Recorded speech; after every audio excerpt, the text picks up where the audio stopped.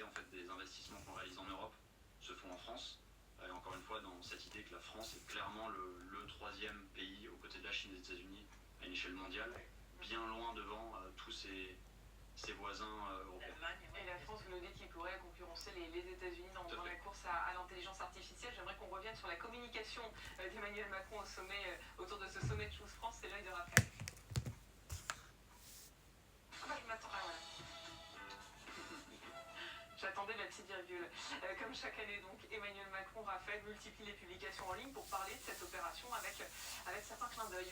Oui, vous parlez aussi du volet communication, et Guy Chevrillon le disait très bien, c'est un peu aussi le bébé d'Emmanuel Macron, ce sommet de Choose France. J'ai compté un peu les tweets là, on est déjà quasiment une quinzaine de tweets, et ça a été teasé pour faire monter un petit peu la sauce hier soir, en utilisant sur le compte d'Emmanuel Macron, sur X, sur TikTok, ou sur Snapchat notamment, une vidéo avec l'expression de son premier quinquennat, pognon de dingue. Alors à l'époque, le pognon de dingue, c'était quand il évoquait les minima sociaux, ça a bien changé.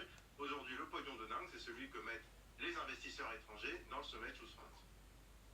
We're investing an incremental 2 billion euros. We're making a $2 billion investment in France. 35 million investment. $300 million in the last 5 years. A few $1 billion here in France. €1 billion of investment in the next 5 years in France. 50 million. So we'll invest 50 million euro more.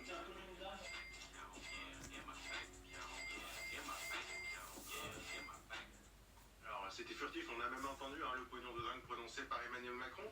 Et il y a un chiffre qui s'est affiché qui est très important, 47 milliards d'euros depuis 2018, sans compter les 20 milliards de cette année. Mais c'est là où s'invite aussi un petit peu la communication d'Emmanuel Macron, parce que ça, ce sont des promesses d'investissement, vous êtes bien placé pour le savoir, il y a des échéances. Beaucoup sont réalisés, c'est vrai, ou en voie d'être réalisés. Il y en a aussi certains projets qui sont abandonnés ou compromis. Un exemple, on est au sommet de Choose France 2022, donc il y a 3 ans, on annonce une usine de puces géante de ces STM Microelectronics notamment, 7,5 milliards d'euros dans l'Isère. C'est un investissement qui est présenté comme historique, dont 3 milliards d'euros d'ailleurs d'aide publique, c'est important de le signaler, 1000 emplois promis à la clé. Le problème, c'est qu'entre-temps, l'entreprise a eu des difficultés et que pour le moment, le projet, on n'en entend plus parler. Peut-être qu'il n'a pas disparu, mais ça met plus de temps prévu. Projet qui disparaît tant, puis peut-être d'autres aussi. Et qui arrive totalement, exactement. Et Emmanuel Macron s'est également affiché avec un célèbre patron. Oui, un grand patron de la tech qu'on connaît bien.